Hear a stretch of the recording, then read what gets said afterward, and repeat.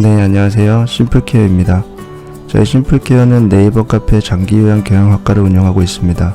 아래 주소를 검색하시거나 네이버 카페에서 장기요양 경영학과를 검색 후 가입 승인 받으시면 필요한 정보나 자료를 얻으실 수 있습니다. 또한 저희는 장기요양 재무회계 예산 결산 보고 및 회계 입력 업무 대행을 진행하고 있고요. 장기요양 사업 관련 법, 제도, 노무, 세무, 회계 관련해서 무료 상담을 진행하고 있습니다. 아래 번호로 전화 주시거나 메시지 주시면 상담 받으실 수 있습니다.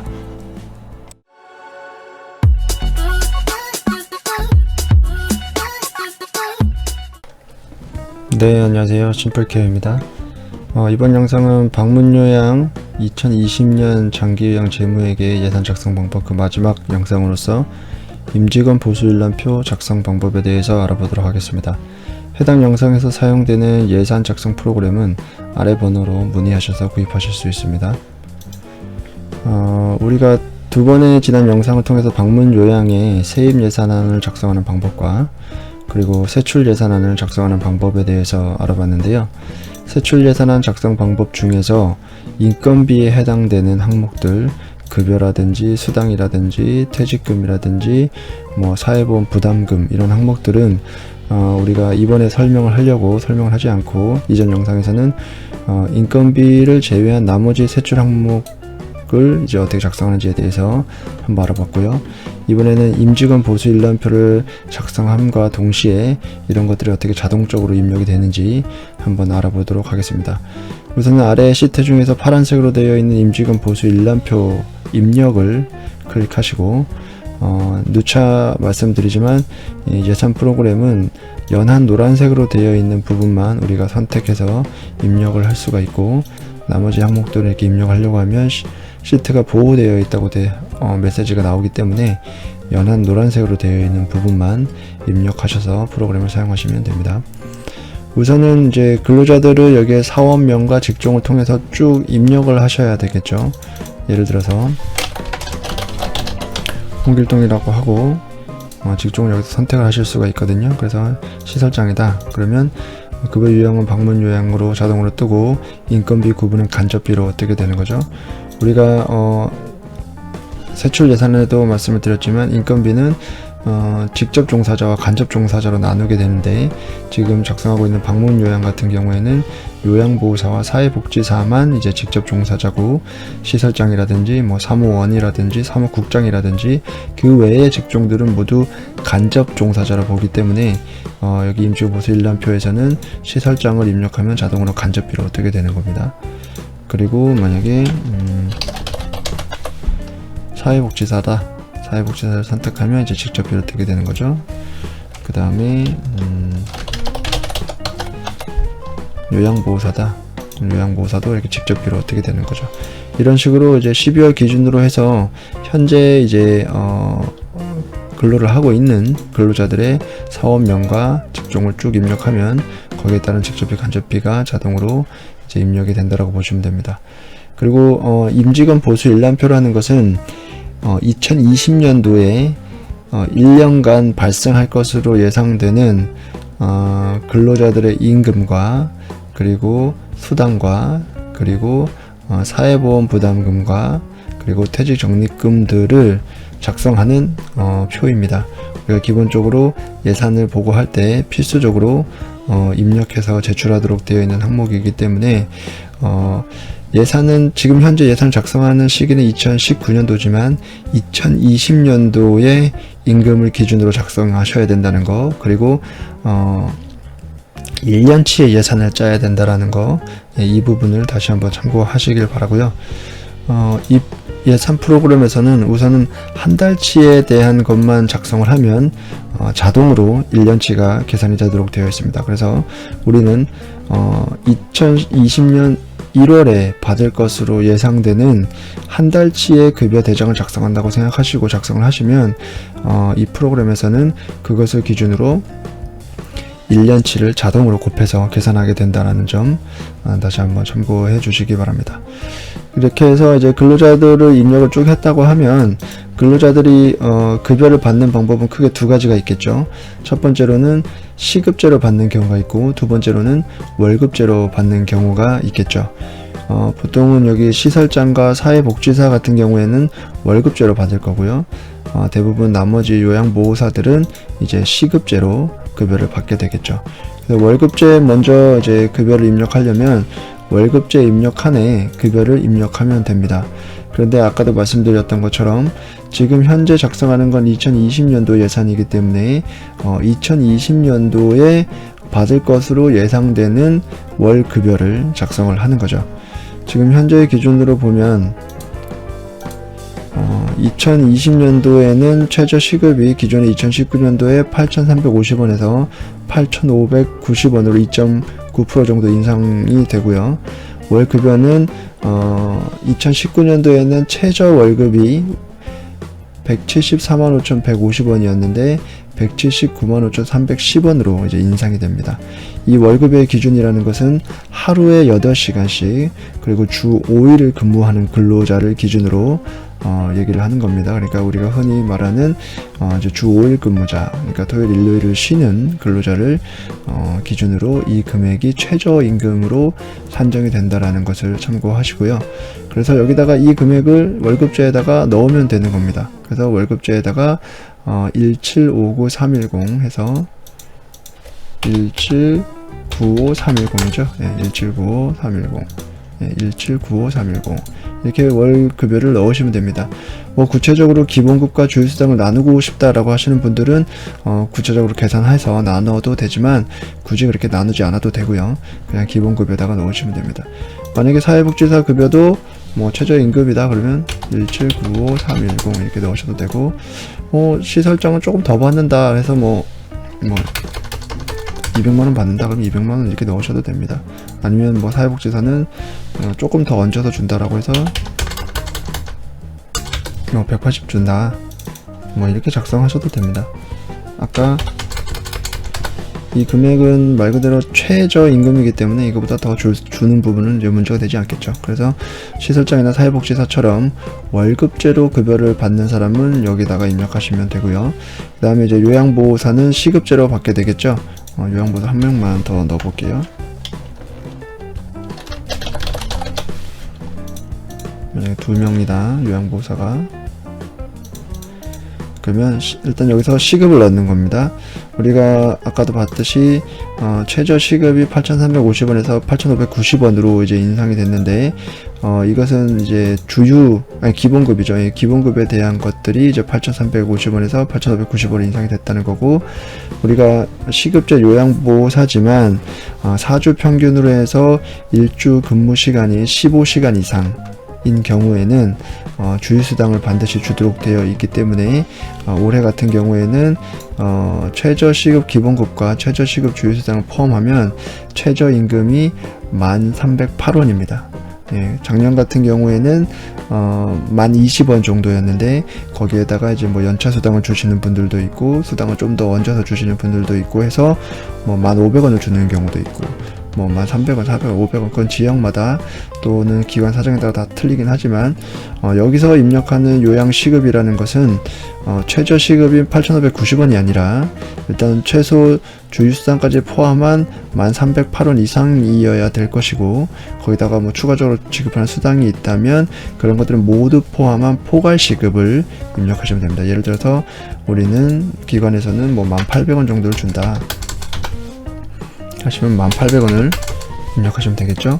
그 다음에 12월 아마 작성하는 시기가 지금 12월이실 테니까 12월 기준으로 해서 해당 근로자가 뭐 김희선이, 전지현이 한 달간 근무하는 근무 시간을 넣으시는 거죠. 뭐 김희선은 60시간을 하고 한 달에, 전지현은 40시간을 한다. 그러면 여기에 이렇게 자동으로 기본급과 주휴수당과 남는 돈들은 기타 수당으로 해서 이렇게 계산이 되어집니다. 이렇게 해서 쭉 계산을 하시고 말 그대로 다른 뭐 요양보호사들이 있다면 쭉 입력한 다음에 포괄 시급과 그리고 한 달 근무 시간을 여기다 입력을 쭉 하시면 되겠죠. 그 다음에 그 외에 지급하는 별다른 수당이 있다면 수당을 따로 입력하시고, 장기근속 수당이 있다면 입력하시고, 뭐 식대나 운전보조금 주는 게 있다면 따로 입력을 하시면 됩니다. 그러면 여기에 지급액계와 가세액계가 자동으로 계산이 될 거고요.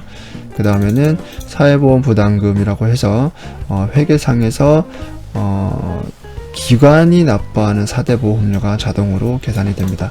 참고로 말씀드리면 여기서 말하는 세출 항목 중에 사회보험 부담금이라는 것은, 우리가 4대 보험이라는 것은 일반적으로 근로자도 내고 사업주도 내는 거지만, 회계상의 사회보험 부담금이라는 것은 100% 기관이 납부하는 사회보험금만을 얘기를 하는 겁니다. 그래서 그 금액이 여기에 표시가 된다라고 보시면 됩니다. 그래서 기관이 납부하는 국민연금과 기관이 납부하는 건강보험, 기관이 납부하는 장기요양, 고용보험, 그리고 고용보험 항목 중에서 기관에서만 납부하는 고환직능비용, 그리고 산재보험료까지 이런 내용들이 계산이 된다라고 보시면 되고요.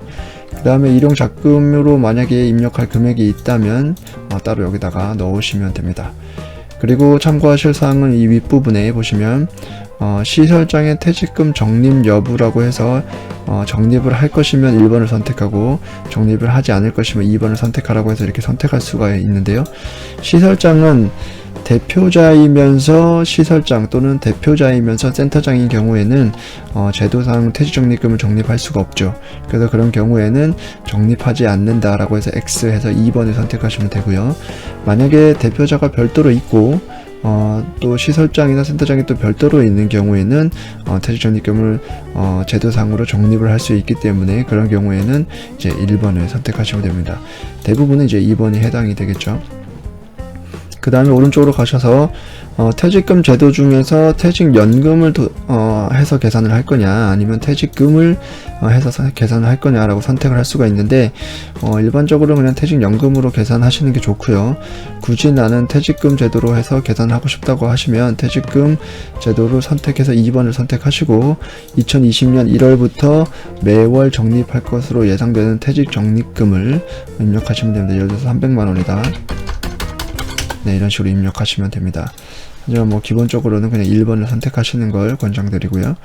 이런 식으로 해서 임직원 보수일람표를 쭉 작성을 하시면 됩니다. 지금은 이렇게 4명만 기준으로 해서 작성을 했지만 여기서 참고하실 것은 다시 한번 말씀드리지만 월급제로 급여를 받으시는 분들은 월급제 입력란에다 넣으시면 되고 시급제로 급여를 받으시는 분들은 포괄 시급과 한 달 총 근무 시간을 입력하면 자동으로 이렇게 급여가 계산이 되고 별도의 수당을 지급하는 경우에 수당 따로 입력하시면 되고 그러면 이제 임금 총액과 기관에서 납부해야 되는 사회보험 부담금이 자동으로 계산이 된다. 그리고 퇴직적립금은 시설장이 적립을 할 거냐 말 거냐 선택하실 수 있고 퇴직금 제도 중에서 퇴직연금을 도입하고 있느냐 퇴직금을 도입하고 있느냐 선택할 수가 있습니다. 이런 식으로 이제 임직원 보수일람표 입력란을 작성을 하고 이제 세출 예산안 쪽으로 다시 돌아가 보면 이번에는 이제 급여 항목들이 자동으로 입력이 되어 있고 여기에 인건비 비율이 자동으로 계산이 되어 있는 걸 확인하실 수가 있죠. 우리가 방문 요양 같은 경우에는 2020년 기준으로 해서 86.5% 이상의 비율을 맞춰야 됩니다. 지금 우리가 작성한 것은 말 그대로 작성 방법만 알아본 것이고 실제로 예산을 작성한 건 아니죠. 그렇기 때문에 수입 대비 지출이 그 중에서 요 항목들, 그 중에서도 직접비에 해당되는 요 항목들이 86.5%가 나오게 해야 되겠죠. 근데 지금 37.87% 밖에 나오지가 않게 되는데 그런 경우에는 이제 근로자들을 늘려야 되겠죠. 두 가지 방법이 있는데 근로자들을 늘려서 급여 총액을 늘리거나 아니면 이 수급자들을 줄여서 이제 세입 총액을 줄이는 경우가 있겠죠. 그래서 그런 경우에 그러니까 세입 항목 총액을 줄이거나 또는 급여 총액을 늘리거나 예를 들어서 이런 거죠. 만약에 이렇게 근로자들을 쭉 넣고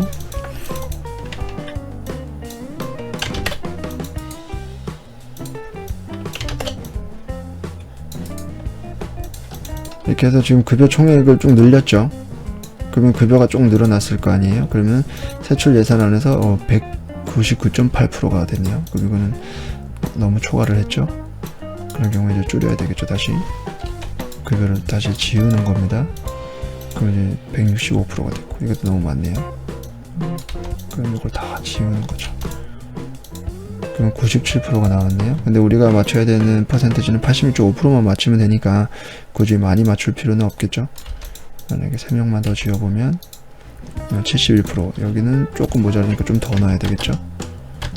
그럼 이제 1명만 지어보면 89.1%, 그러면 86.5%는 넘게 되는 거죠. 이런 식으로 이제 여기서 근로자들의 임금을 높이는 방법이 있고, 만약에 그렇지 않다면 근로자들을 만약에 줄였다 하더라도 근로자 급여는 줄여서 지금 직접비 비율이 71%밖에 안 나오잖아요. 지금 수입을 줄이는 거죠. 인원수를 본인 부담금을 원래는 5명 받을 거였는데 2명으로 만약에 줄인다. 그럼 79%가 됐고, 그래서 1명으로 줄인다. 그러면 이제 97%가 됐죠. 그래서 인건비 비율을 맞추는 것을 좀 어려워들 하시는데, 이 해당 프로그램에서는 2가지 방법, 다시 한번 말씀드리지만, 인건비 총액을 늘려서 비율을 높이는 방법이 있고, 그게 잘 안 된다면 수입 자체를 줄여서 이 인건비 비율을 높이는 방법이 있습니다. 다만 여기서 확인하셔야 될 것은, 급여는 급여 항목을 올리면 되겠죠. 근데 급여 항목을 올릴 때는 직접비에 해당되는, 여기 보면 분모와 분자라는 것이 있는데 직접비에 해당되는 종사자만 급여를 올려야 됩니다. 만약에 뭐 시설장을 지금 여기 보시면 97.62%인데 시설장 급여를 300으로 올린다고 했을 때 시설장은 간접비이기 때문에 비율이 변동이 없죠. 그렇기 때문에 비율을 만약에 변동시키고 싶다면 여기 직접비에 해당되는 종사자, 여기 방문요양에서는 사회복지사나 요양보호사의 임금을 총액을 늘려야 임금의 비율이 올라간다는 것. 두 번째, 분모를 줄일 때 예를 들어서 세입 예산에서 뭐 이런 차입금 같은 것은 올리고 줄이고 해도 이 인건비 비율에 영향을 미치지 않습니다. 예를 들어서 만약에 차입금을 100만원을 한다라고 해도 인건비 비율은 변동이 없죠. 말 그대로 이 분모에 해당되는 금액이 올라가거나 내려가야 거기에 인건비에 이제 영향을 미치는 겁니다. 그게 바로 장기요양 급여 수입, 가산금 수입, 본인부담금 수입, 장기 근속 장려금 수입입니다. 그래서 만약에 수입을 줄임으로써 인건비 비율을 높이고 싶다면 본인 부담금을 조절을 하든지, 아니면 여기서 말하는 장기 근속 장려금 또는 가산금을 조절을 해서 인건비 비율이 조금 올라갈 수 있도록 이제 조절을 하시면 되겠습니다. 그래서 이런 식으로 이제 맞추시면 여기 인건비 비율은 자동으로 계산이 될 거고, 이 인건비 비율의 현재 방문요양 86.5% 이상으로 되는지 아닌지, 그런 것들도 다시 한번 참고하시면 되겠습니다. 그리고 마지막으로 이제 세입 예산을 짤 때 제가 말씀드리지 못한 부분이 있는데, 세입 예산이라는 것 자체가 일단은 정확하게 짤 수가 없는 특성이 있죠. 말 그대로 계획이기 때문에, 지금 여기 보시면은 수급자를 이렇게 입력을 해서 지금 10명인데 이게 뭐 더 늘어서 15명이 될지, 또는 더 늘어서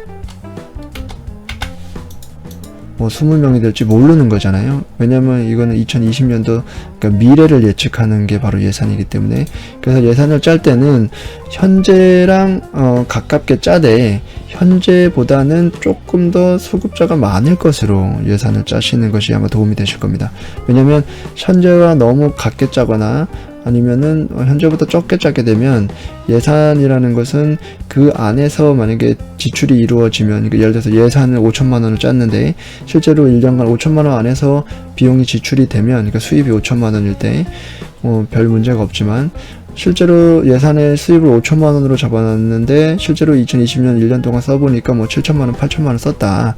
이런 경우에는 이제 추경 예산이라는 걸 또 잡아야 되고, 그 추경 예산을 통해서 또 결산을 진행해야 되기 때문에 한 번 더 업무를 진행해야 되는 번거로움이 있기 때문에, 예산을 작성하실 때 특히 수입을 짤 때는 현재 기준보다는 조금 더 넉넉하게, 뭐 적게는 수급자가 5명, 뭐 많게는 10명 정도 더 수급자가 많은 것으로 해서 예산을 작성하시는 게 아마 추후에 업무를 추가적으로 하지 않아도 되는 편안함이 되실 것입니다. 그리고 이렇게 이제 세입 예산과 세출 예산과 임직원 보수인력표까지 다 작성을 했다고 가정을 하면, 여기 예산 총칙에 보면 이렇게 세입 총액과 세출 총액이 보이게 되는데요. 여기 보시면 세입 총액이 1억 1,700 정도가 되고 세출 총액이 1억 1,700 정도 되는데 여기는 30만원 돈이고 여기는 80만원 돈이죠. 그래서 그 차액이 이제 55만원 정도가 발생을 하는데 55만 8,639원을 더 써야 된다라는 뜻이죠. 그래서 여기는 아직은 여기 보면 금액이 다 0원으로 되어 있기 때문에 이렇게 될 수도 있는 거지만, 만약에 이게 다 되어 있는 상태에서도 저렇게 금액이 남아 있다면 58639라고 해서 예를 들어서 이렇게 지출상의 금액을 더 입력을 해서 세입 예산과 세출 예산이 세입 세출 차익이 0원이 되도록 예산을 짜셔야 됩니다. 전에 이제 세출 예산 때도 한번 다시 한번 말씀드렸지만 세입 예산 총액과 세출 예산 총액은 1원도 차이가 나면 안 되고요. 같아야 합니다. 그래야 예산의 승인이 가능하기 때문이죠. 그리고 임직원 보수일람표 입력을 작성하면 임직원 보수일람표 결과가 이렇게 나오게 되고, 여기 우리가 임직원 보수일람표 입력은 한 달치를 입력을 했지만 실제로 임직원 보수일람표 결과에는 1년치에 대한 금액이 이렇게 계산이 되는 거고요. 우리가 임직원 보수일람표에서 시설장을 퇴직금을 적립을 할 거냐 안 할 거냐를 우리가 옵션을 통해서 선택을 했었죠. 그래서 임직원 보수일람표 결과에 보면 시설장은 퇴직금에 따로 적립이 되지 않는 이런 현상들을 볼 수가 있습니다. 만약 여기서 이것을 1번으로 바꿔서 1번이 적립을 한다, 시설장도 퇴직금을 적립한다라고 하면 퇴직 적립금 여기 표시가 되는 거죠. 이런 식으로. 그래서 여기서 이 옵션도 잘 선택을 하셔서 임직원 보수일람표를 작성하실 수가 있습니다. 자, 이렇게 해서 이제 세입 예산 작성 방법, 세출 예산 작성 방법, 임직원 보수일람표 작성 방법에까지 세 번을 통해서 2020년 방문 요양 예산 작성 방법에 대해서 알아봤고요. 해당 프로그램은 다시 한번 말씀드리지만 아래 번호로 문의하시면 구입하셔서 사용하실 수가 있습니다. 네, 감사합니다. 영상이 유익하셨다면 구독과 좋아요 그리고 알람을 설정하시면 새로운 영상을 바로바로 받아보실 수 있습니다.